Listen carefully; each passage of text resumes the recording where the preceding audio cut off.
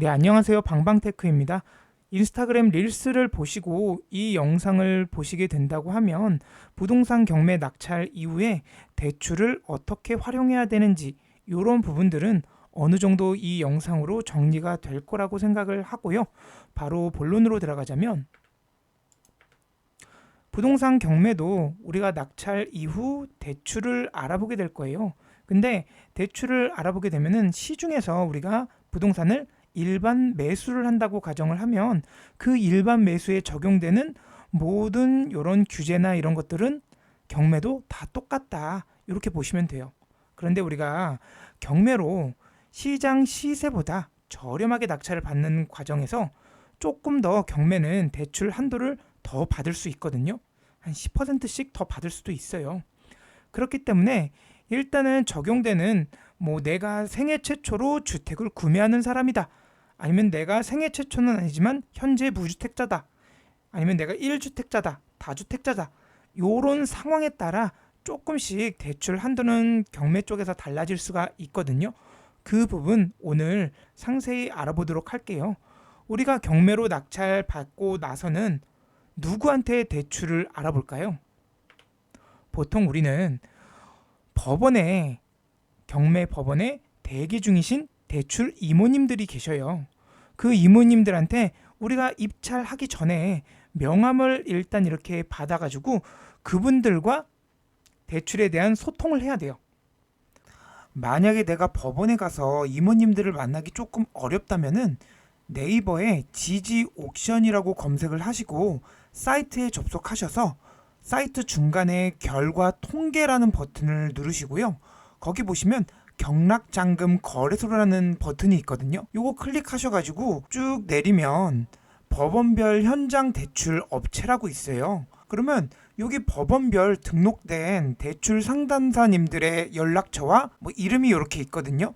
이분들한테 연락을 하셔가지고 나의 소득 대비 대출이 얼마만큼 나오고 내가 입찰할 물건, 내가 낙찰받은 물건을 이분들한테 알려드리면서 이제 대출을 알아보는 거예요. 이렇게 접근을 하시면 조금 더 수월하시겠죠? 이분들은 경매 대출에 최적화된 이모님들이에요. 대출 상담사님들이시죠.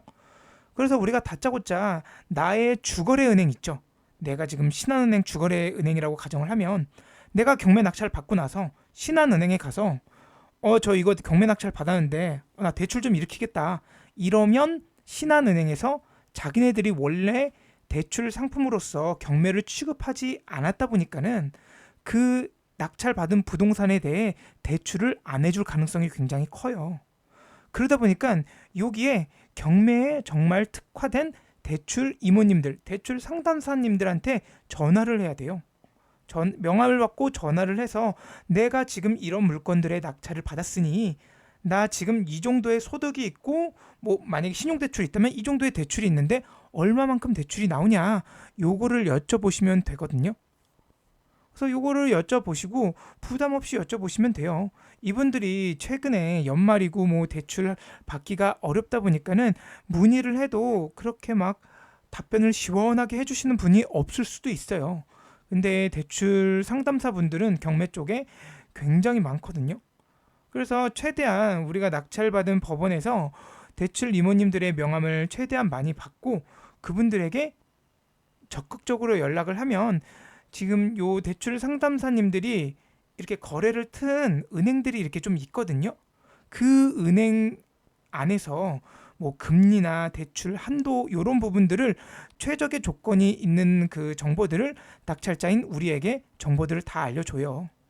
그렇게 되면은 그걸 토대로 그 중에서 가장 조건이 괜찮은 은행을 우리는 선택을 하면 되죠. 지금 여기서 이렇게 설명해서 선택을 받았다고 하더라도 우리는 기본적으로 그 대출을 받을 때 필수 용어들이 있어요. 그거 잠깐 간략하게 한번 설명을 드릴게요. 자, 우리가 은행에서 대출을 받을 때 공통적으로 적용되는 사항들이 있어요. DSR과 DTI, LTV 요 세 가지는 우리가 은행에서 대출 심사를 볼 때 꼭 적용되는 항목들이거든요. 그래서 DSR이 뭐냐? 요거는 제가 여기 기록했듯이 나의 연간 소득에서 총 대출 원리금 상환액, 원금 플러스 이자죠. 총 대출 원리금 상환액을 나눈 값이 이제 DSR이라고 하거든요. 근데 우리나라에서 흔히 알고 있는 그 1금융권, 국민은행, 신한은행, 우리은행에서는 그 DSR 값을 40%까지만 허용을 해주겠다 이거예요. 이렇게 연간 소득에서 총 대출 원리금 상환액을 나눈 값이 40%를 초과하지 않는 범위 내에서 대출을 해주겠다라는 게 1금융권 입장이고, 2금융권, 우리가 알고 있는 새마을금고, 수협, 신협, 또 왜 농협 중에 뭐 농협중앙회가 아니라 땡땡 농협 있죠? 우리 동네. 뭐 저희 시흥에 비교하면 뭐 군자농협, 뭐 부천의 원해농협 이런 데들처럼. 그런데 그런 2금융권은 50%까지 대출을 허용해 주겠대요. DSR 적용으로. 그러면 경매로 접근할 때 50%가 적용되는 이 금융권에서 대출 한도가 조금 더 나오겠죠. 그리고 DTI는 나의 연간 소득 대비 주택대출 원리금 상환액, 요 DSR은 총 대출이에요. 주택 플러스 다른 기타 잡다한 뭐 신용대출 다 포함해서 원리금 상환액이었다면, DTI는 약간 좀 완화된 버전인 주택 대출만 원리금 상환액에 포함되고, 기타 대출은 원리금이 아니라 원금이 아니라 이자 상환액만 더한 값을 60% 넘지 않는 선에서 대출을 해주겠대요. 우리가 1번, 2번 비교를 했을 때 DSR이라는 규제가 더 강력하기 때문에 요 허들이 강력하기 때문에 요 2번에 대한 부분보다는 1번에 많이들 집중을 하는 편이거든요. 그러다 보니까는 뉴스나 이런 데에서 DSR 얘기가 너무나 많이 나와요. 최근에 뭐 스트레스 DSR도 마찬가지고. 그리고 DTI는 요 정도다 이렇게 아시면 되고, LTV는 70에서 80%라고 썼는데, 요거는 그래 1, 2번에서 너의 대출 한도가 얼마만큼 나오는지 알겠어. 그런데 집값에 70에서 생애 최초로 집을 사는 사람은 80%까지만 인정을 해줄게. 요거예요. 그러니까 내가 2번에서 최대 이렇게 받을 수 있는 대출 한도가 1번 기준으로 할게요. 최대 대출을 받을 수 있는 한도가 1억이라고 가정을 해볼게요. 근데 집값이 1억이에요. 그러면 아무리 많이 받아봐야 그 집값의 70%, 생애 최초는 80%까지밖에 대출을 안 해준다. LTV는 주택담보 인정 비율이에요. 말은 좀 어렵지만 내가 살려는 집에 몇 %까지 대출을 받을 수 있냐, 그 비율이거든요. 그래서 요 비율대로 다 체크를 해서 대출이 나온다라고 보시면 돼요. 요거는 어디까지나 제가 비규제 지역에 한해서 이렇게 정리를 한 거고, 규제 지역 어디 있죠? 규제 지역은 지금 강남 3구와 용산구밖에 없어요. 거기에서 만약에 집을 매수를 한다 그러면 이 DSR은 똑같대. 그 이번에 DTI가 40%가 적용이 되고, LTV는 뭐 생애 최초 제외하고 이제 생애 최초는 80%까지 나오는데, 그 밖에 다른 생애 최초가 아니신 분들은 50%까지 나온다라고 보시면 돼요. 근데 대부분의 지역이 비규제 지역이다 보니까 요 비규제 지역 기준으로 요 1, 2, 3번을 조금 집중해 하실 필요가 있다, 이렇게 생각하시면 돼요. 그러면 우리가 이제 현 시점에서 알아야 할 스트레스 DSR, 요게 과연 뭘까요?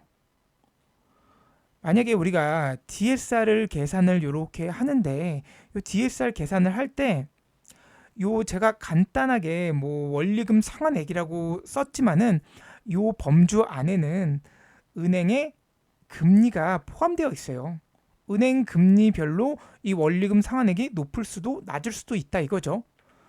그래서 DSR 계산을 할 때 일정 수준 가산금리, 제가 요 가산금리라 그러면 어려울 수 있어요. 우리나라는 이제 그 대출 금리를 산정을 할 때 지금 여기 한국은행에서 정하는 기준금리에 가산금리를 더해가지고 그게 실질적으로 우리가 대출에 반영이 되는 금리가 되거든요. 기준금리 플러스 가산금리 해서.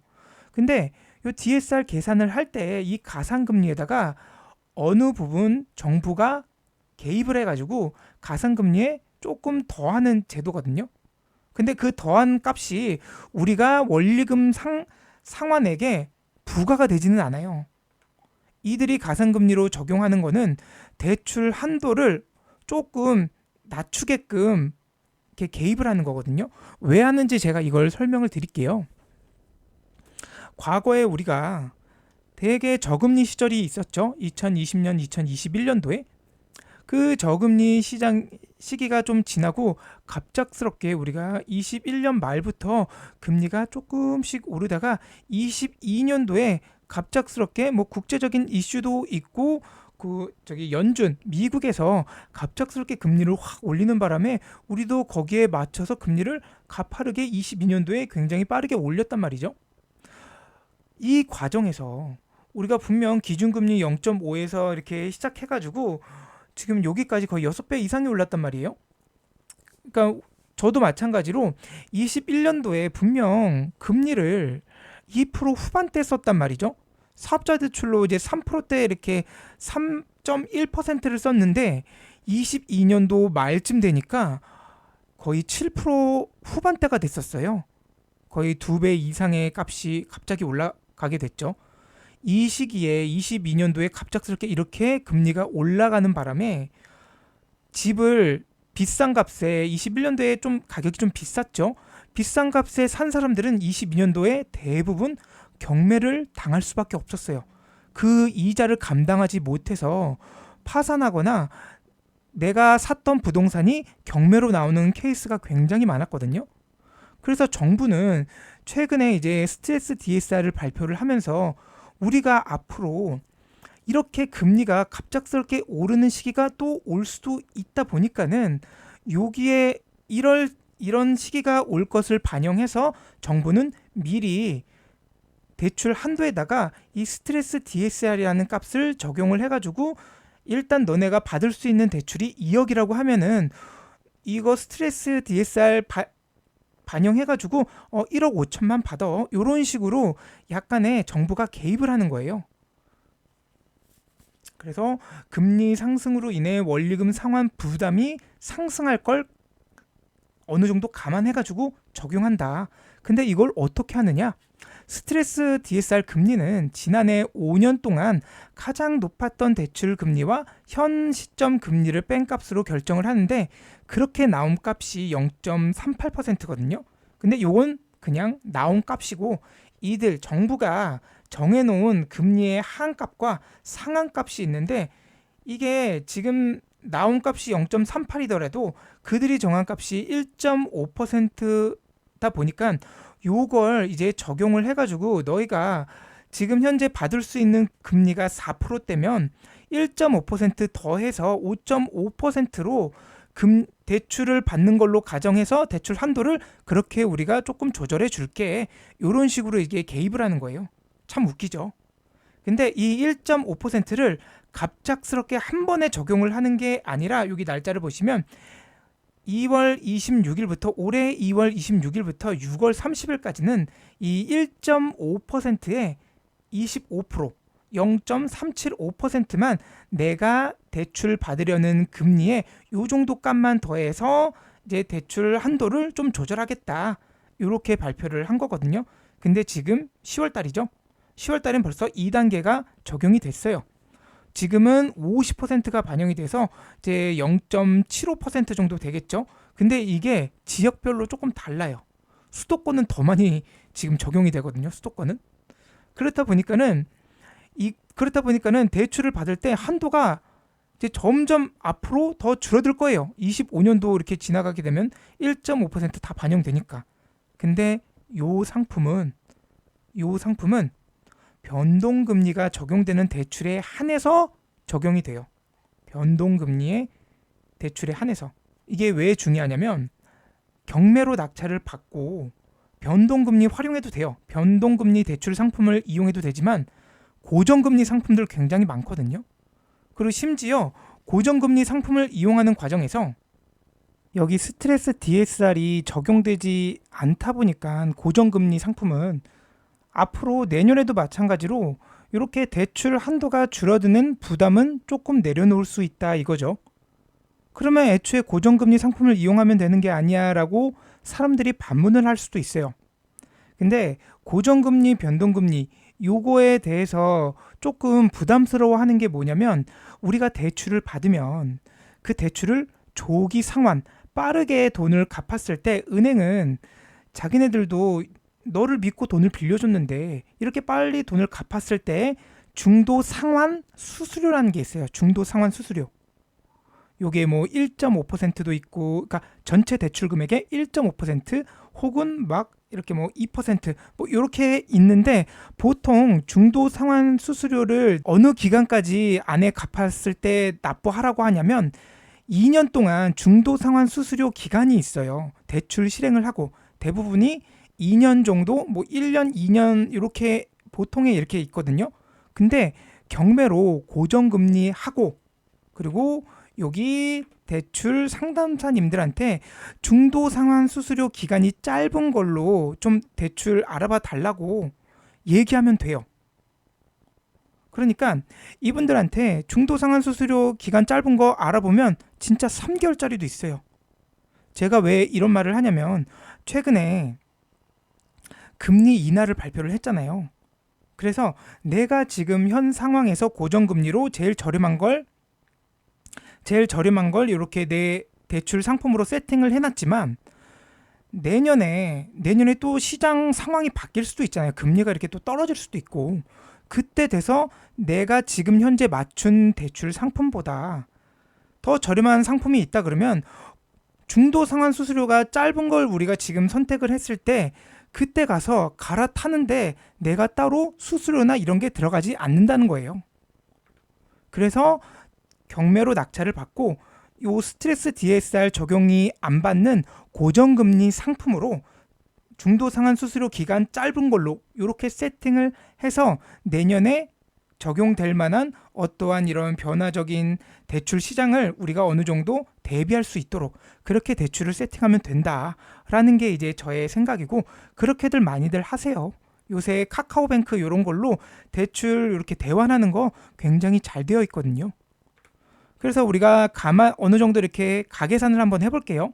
만약에 내가 연소득 5천만 원에 무주택자라고 해서 DSR 계산을 한번 해볼게요. 현재 고정금리가 4.5에서 5%대거든요. 요 정도의 값을 중간값 정도로 4.7%로 이제 우리가 DSR을 계산을 한번 해볼게요. DSR 40%에 금리 4.7%, 대출 기간 40년을 잡고 대출 가능 금액을 뽑아보니까 3억 6천만 원까지 최대 한도로 대출을 받을 수가 있다. 이렇게 생각하시면 되고 DSR 50% 이금융권이죠. 이 금융권에 우리가 50%를 적용을 했을 때 금리 4.7%에 대출 기간 40년을 이렇게 산정해가지고 나온 값은 4억 5천만 원이에요. 근데 만약에 시장의 그 금리가 더 낮아지거나 그리고 우리가 조금 소득이 되고 젊으신 분들은 대출 기간 50년까지 받을 수가 있거든요. 근데 이렇게 생각하시는 분들 있어요. 이거 40년 동안 이거 대출 받고 이거를 뭐 계속 갚아야 되느냐. 근데 대출을 요 40년까지 다 안 쓰죠. 보통 대출은 많이 갈아타요. 언제? 내가 산 부동산이 값이 오르는 동안 시간이 있을 거 아니에요. 그 시간 동안 근로소득으로 돈도 모으고 내가 산 부동산 값도 이렇게 가격이 오른다고 가정을 하면 그 두 개에 나온 소득으로 또 다른 거, 더 괜찮은 부동산을 갈아탈 때 우리는 대출을 갚아버리죠. 그래서 사실상 40년, 50년 요거에 대한 여부보다 내가 이 대출을 받았을 때 매달 내는 이자를 감당할 수 있느냐. 감당할 수 있으면 그 정도의 대출 한도를 받고 그리고 더 중요한 거는 그거예요. 부동산을 얼마나 가치가 높은, 뭐 입지가 좋은 부동산을 사느냐. 이제 그거의 차이가 더 크거든요. 왜냐하면 그렇게 입지가 좋으면 선호도가 높을 테고 선호도가 높다 보면은 나중에 부동산 시장이 좋아지게 될 때 부동산 값이 선호도가 높은 만큼 그 부동산의 가치가 더 빨리 오를 가능성이 높거든요. 예. 그래서 대략 이렇게 계산을 하시면 되고 가장 중요한 거는 이 DSR 계산. 우리가 지금은 제가 이렇게 결과값을 설명을 해드렸지만 네이버에다가 금융계산기라고 검색을 하시면 거기에 네이버 전용 금융계산기가 나와요. 거기에 DSR이라고 따로 체크가 된 데가 있거든요. 그거 체크하셔서 DSR 40%, 금리 4.7, 대출기간 40년, 원리금 균등으로 체크하셔가지고 나의 소득 대비 얼마만큼의 대출값이 나오느냐, 40%의 최대한도가 얼마고 50%의 최대한도가 얼마인지 그것까지 계산해 보시면 참 좋아요. 그리고 우리는 경매로 만약에 낙찰을 받고 대출을 받는다라고 가정을 하게 될 때면 일단 부동산 대출의 기준은 아파트 기준이에요. 아파트 부동산의 대출 기준은 KB 부동산 시세예요. KB 이 국민은행에서 이렇게 오랜 기간 동안 부동산 요 시세에 대한 부분을 이렇게 나름의 조사를 한 게 굉장히 신뢰가 높아가지고 결국 대출의 기준이 된 거거든요. 그래서 요거는 어디서 살펴보느냐? 우리가 네이버 부동산 앱이나 네이버 부동산 그 사이트에서 요게 실거래가 쭉 내리면 하단에 KB 부동산이라고 있어요. 그래서 하위 평균가는 저층, 일반 평균가는 중층 이렇게 보시면 되거든요. 상위 평균가가 이게 뭐 굉장히 고층에 이렇게 로얄동 로얄층 있죠. 그 동 안에서 굉장히 선호하는 층이 있을 거 아니에요. 예전에 부동산 시장이 좋을 때 요 값도 되게 좀 적용이 된 걸로 아는데 현재는 그런 층도 일반 평균가로 적용을 하더라고요. 이렇게 네이버 부동산에서 확인할 수도 있고 진짜 KB 부동산 사이트에 들어가셔서 이렇게 확인할 수 있다. 이렇게 보시면 돼요.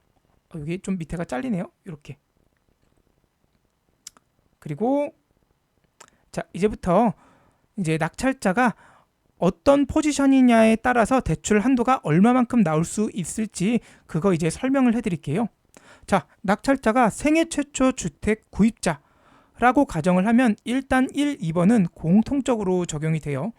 1금융권이냐 2금융권이냐 DTI는 요거 비조정 기준으로. 근데 LTV 집값의 80%까지 대출이 나온대요.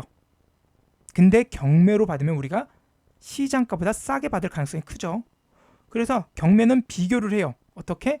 낙찰받은 아파트 KB 부동산 시세의 80%, 낙찰받은 아파트 경매 낙찰가의 90%, 둘 중 낮은 금액으로 대출을 해준다 라고 보시면 돼요. 이해하셨나요? 그래서 둘 중 낮은 값을 비교해서 거기서 나중에 반공제를 한다. 반공제는 뒤에서 따로 설명을 드릴게요. 자, 이렇게 일단 보시면 돼요. 낙찰 가격의 90%, KB 부동산 시세의 80%, 둘 중 낮은 금액. 그리고 다음은 생애 최초가 아니라 무주택자. 일반 무주택자라고 가정을 하면 LTV는 80이 아니라 70%예요. 이것도 낙찰받은 아파트 KB 부동산 시세의 70%, 그리고 낙찰가의 80%, 둘 중 낮은 금액으로 대출이 나온다. 그리고 마지막에 반공제를 한다. 이렇게 보시면 돼요. 그리고 낙찰자가 1주택자, 기존에 주택을 갖고 있는 상태에서 또 하나 낙찰을 받았어. 그렇게 되면은 일단 원래대로라면은 60%의 LTV가 적용이 되거든요. 1, 2번은 이제 똑같고.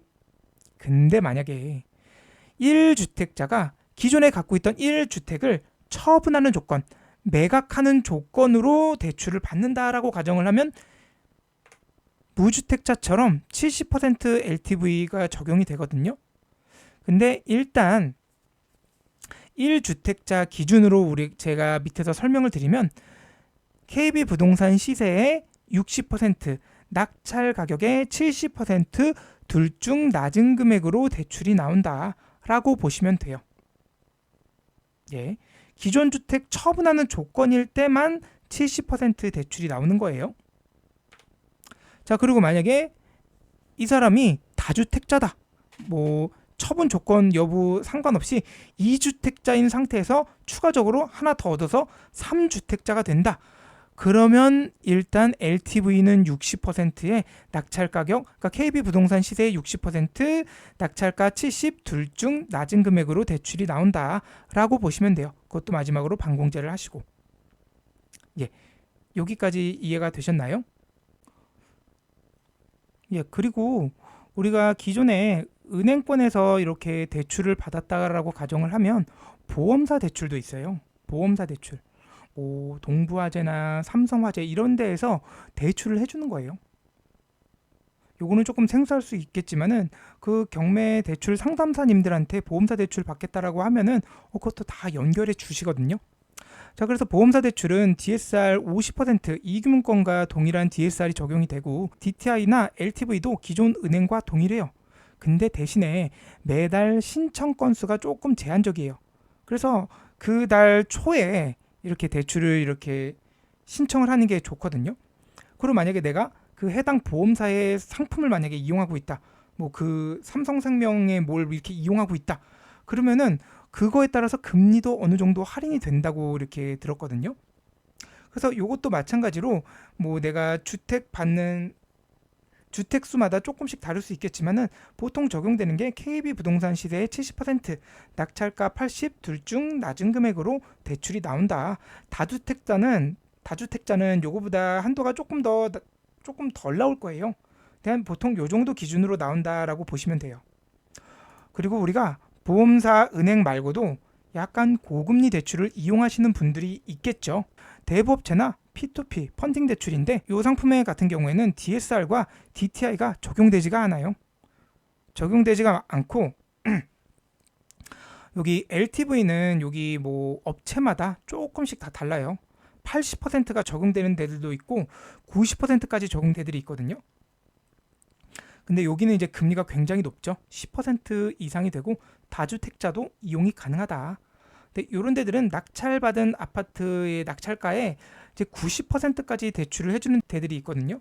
근데 거기에 이제 마지막에 이제 반공제를 하는데 이런 거 왜 이용을 할까요? 보시면은 자, 우리가 어떤 단지를 보면은 그 단지가 아파트 값이 3억이고 전세가를 보니까 전세가가 2억 7천이야. 2억 6천이야. 근데 잘만 경매로 들어가면 거의 전세가에 비슷한 수준의 낙찰이 될 것 같은데 라는 지역들이 있어요. 그 동네에 수요자들은 많은데 대체로 그 수요자들이 집을 살기보다는 전세로서 원하는 수요자들이 굉장히 많은 거예요. 그러다 보니까 전세가가 매매가랑 거의 붙어 있어요. 근데 내 돈이 살짝 부족해서 요거 내가 이 집을 전세 맞추면서 이렇게 내 돈을 최소화하시려는 분들한테 이런 상품을 잠깐 이렇게 쓸 때 이용을 하죠. 물론 저는 요거를 결코 추천하는 건 아니에요. 근데 그런 식으로 짧은 기간 대출을 활용하려는 사람들에게 이런 상품들이 어쩌면 좀 괜찮을 수가 있다. 이렇게 생각하시면 돼요. 절대 요거 상품 뭐 쓰라고 제가 이렇게 권고하는 건 절대 아니에요. 그럼 우리가 여기서 궁금한 게 있죠. 반공제. 반공제가 뭘까요, 대체? 반공제가 뭐냐면 주택임대차 보호법에서 비롯된 말이거든요. 그 안에 소액 임차인 최우선 변제권이라는 걸로 비롯돼서 은행에서 이 반공제라는 단어가 나온 건데 이게 뭐냐면 이제 나라에서 소액 임차인을 보호해 주려고 이렇게 나온 법인데 소액 임차인에 해당되면 그 집이 경매를 당하거나 뭐를 당하더라도 최우선적으로 임차인의 보증금 중에 일부를 최우선적으로 변제권 보호해준다라는 의미거든요. 그러면 이게 무조건 보호해주냐? 그게 아니라 일단 소액 임차인에 해당되더라도 여기 요건에 갖춰져야 돼요. 무슨 말이냐면 임차인이 거주 중인 부동산에 경매가 개시 결정되기 전까지 임차인은 그 집에 전입신고를 하고 실제로 거주 중인 상태에서 임차인의 보증금이 여기 나라에서 정한 요쪽 나라에서 정한 보증금 이내에 있어야 된다. 그래야지 보증금 중 일부를 보호받을 수 있다. 이렇게 보시면 돼요. 그래서 제가 여기다가 다른 채권자보다 최우선적으로 변제받을 수 있도록 보호받을 수 있도록 나라에서 정한 임차인의 보호장치 이렇게 제가 설명을 해놨는데 자 지금 만약에 우리가 주택담보대출을 받는다라고 가정을 하면 여기 뭐 요게 최우선 변제권에 대한 표거든요. 소액 임차인 표인데 지금 우리는 대출을 2023년 2월 21일 이후에 받을 거죠. 그러면 여기 제일 밑에 칸에 보시면 요게 현재 지금 최우선 변제권이라는 소액 임차인 보호표거든요. 그러면 서울특별시 기준으로 제가 설명을 드리자면 서울특별시는 보증금 1억 6,500만 원 이하인 임차인이라면 최우선 변제권으로 5,500만 원을 보호해 주겠다라고 이렇게 지금 정해 놓은 거예요. 그러면 지금 서울에서 내 집 마련을 하시는 분들은 은행에서 대출을 받고 반공제를 한다 그랬잖아요. 반공제가 요 최우선 변제 금액이에요. 현재 대출을 받으면 서울에서는 5,500만 원에 대한 반공제를 한다. 수도권 과밀 억제권역 용인, 화성, 세종, 김포에 해당하는 지역은 4,800만 원어치의 반공제를 한다. 그리고 그 밖에 광역시, 안산, 광주, 파주 여기는 2,800만 원. 그 외의 지방 도시들은 2,500만 원의 반공제를 한다라고 보시면 돼요. 이런 말들은 이제 경매에 대한 경매 낙찰가에 대한 이야기이긴 한데 우리는 지금 대출을 받는 과정에서 나의 대출 금액에서 얼마만큼의 반공제를 하느냐 이제 그것만 파악하시면 되시거든요. 그럼 여기서 드는 의문이 아니 내가 대출을 받고 요만큼 반공제를 하게 되면은 나의 돈이 이만큼 더 들어가는 게 아니냐. 예, 맞아요. 반공제를 하면은 이만큼 나의 돈이 들어가는 건 사실이에요. 그래서 요거에 대한 보증 상품이 있어요. 자, 요거는 이제 경매 이야기여서 자, 보시면 낙찰자 입장에서 억울할 수밖에 없죠. 은행에서는 최우선 변제금을 제외하고 대출을 해준대요. 근데 은행 입장도 우리가 한 번은 생각해 볼 필요가 있어요. 은행이 경매를 만약에 당했다고 하면 은행은 그 경매 부동산에서 제일 1순위 가장 먼저 돈을 빌려준 채권자일 가능성이 굉장히 큰데 이 소액 임차인 법 때문에 은행은 자신이 받아야 될 돈은 1순위지만 이것 때문에 돈을 먼저 떼가고 그 다음에 이렇게 은행이 경매 과정에서 돈을 받거든요. 그러다 보니까 은행은 애초에 대출을 해줄 때부터 요 최우선 변제금을 빼고 반공제를 하고 그 다음에 대출을 해주는 게 은행 입장에서는 최선의 방어책이다. 이렇게 생각하시면 되지만 낙찰자인 우리 입장에서도 억울하죠. 왜냐? 은행에서 최우선 변제금을 제외하고 반공제를 하고 대출을 해주다 보니 낙찰자 입장에서는 이로 인해 가지고 투자금이 더 들어가게 된다. 얼마만큼? 요 금액만큼 5,500, 4,800 지역별로 이렇게 좀 다르지만 그래서 이 문제를 해결할 금융 모기지 상품이 있거든요. MCI, MCG. 요거는 우리가 대출을 받을 때 은행에다가 요 MCI나 MCG 활용하겠습니다라고 그러면은 앞서서 우리가 봤던 반공제 자체를 하지가 않아요. 하지 않고 대출을 해줘요. 그러니까 요걸 상품을 가입을 하게 되면 근데 요런 상품을 만약에 가입을 했다 그러면 금리가 약간 올라갈 수가 있고 아니면은 1년에 내는 요 금융 모기지 상품이다 보니까 보험료 같은 거를 그냥 몇십만 원 내거든요. 그런 비용이 발생할 수가 있다. 이렇게 생각하시면 돼요. 네, 이렇게 해가지고 경매로 낙찰받고 나서 이후에 대출을 어떻게 받을 수 있는지 그리고 누구한테 받는지 그리고 생애 최초부터 무주택자, 1주택자, 다주택자까지 이렇게 대출을 어떻게 받고 어떻게 실행하는지에 대해서 제가 오늘 영상으로 이렇게 설명을 드렸고요. 그리고 요거 대출 외에도 조금 다른 사업자 대출 같은 것들도 있거든요. 요거는 제가 릴스로 따로 이렇게 만들어서 다시 사업자 대출 파트로 또 설명을 드릴게요.